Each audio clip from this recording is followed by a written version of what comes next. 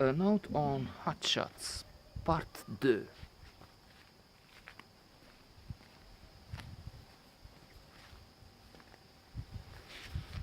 This is not one of the top 10 comedies ever, definitely, but it has humor.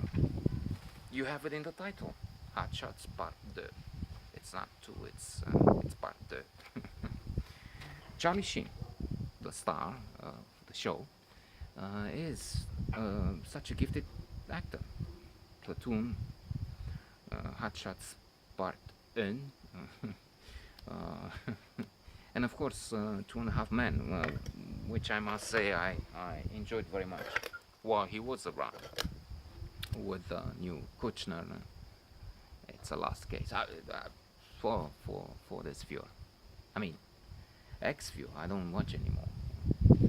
Um, it's true. His private life is notorious and infamous for abuse, alcohol, more serious abuse of women,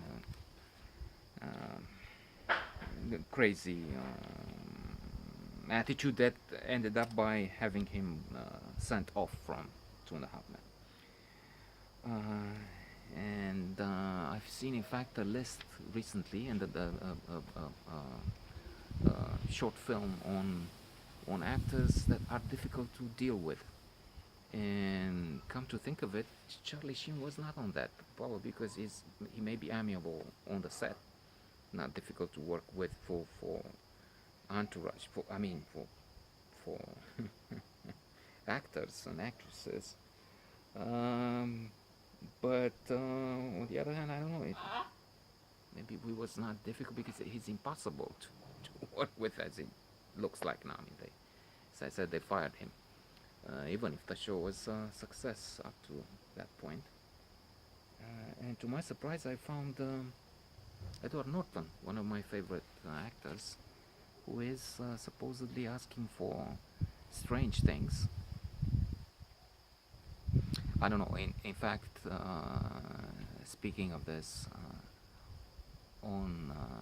in a masterpiece, I would say, a capital work of paramount importance on Hollywood and all things related to the film, Adventures in the Screen Tray by William Goldman, winner of 2 Academy Awards for the script of Butch Cassidy and Sundance Kid, and All the President's Men.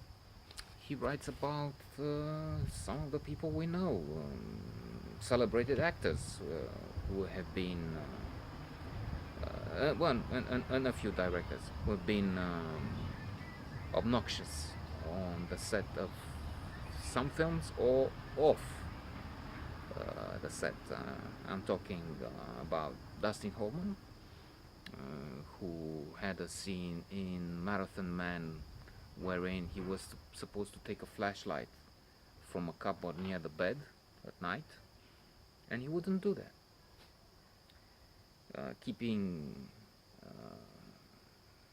his partner at the door for more than an hour, arguing about this, which seems to be only because he refused for such a long time because he felt it will affect his image, the image his fans have. It will not be so macho, and this is so preposterous. And then more serious, I would say, the way he dealt with Laurence Olivier when they were preparing for the scene in the film they have together.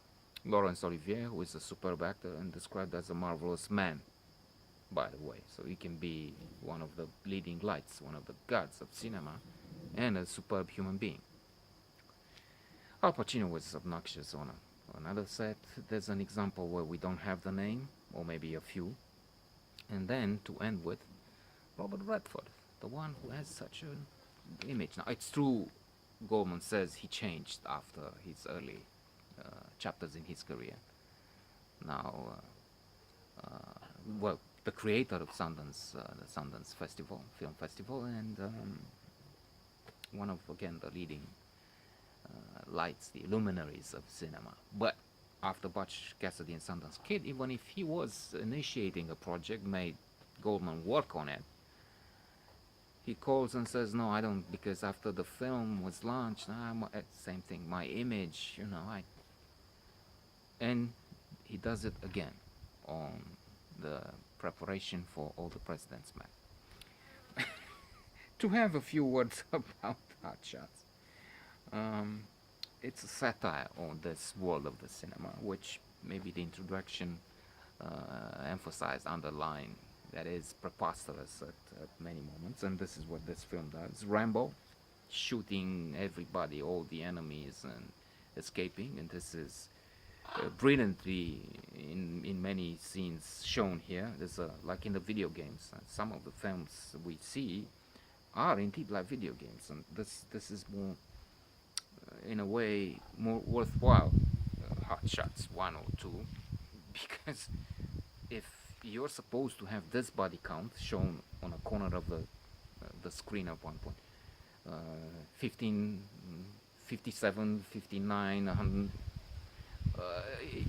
you have to have a light touch, and you have to be in a comedy to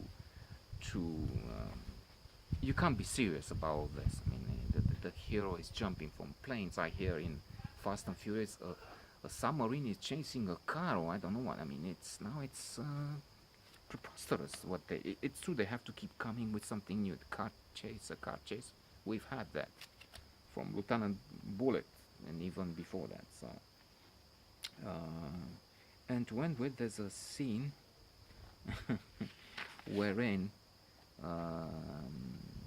he kills an enemy with a chicken, but not reminding me of Top Gun. In fact, no, not Top Secret. I'm sorry, not Top Gun.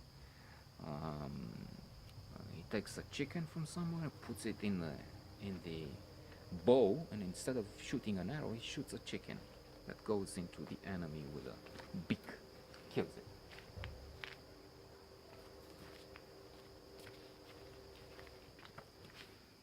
But at least this is not taking itself seriously.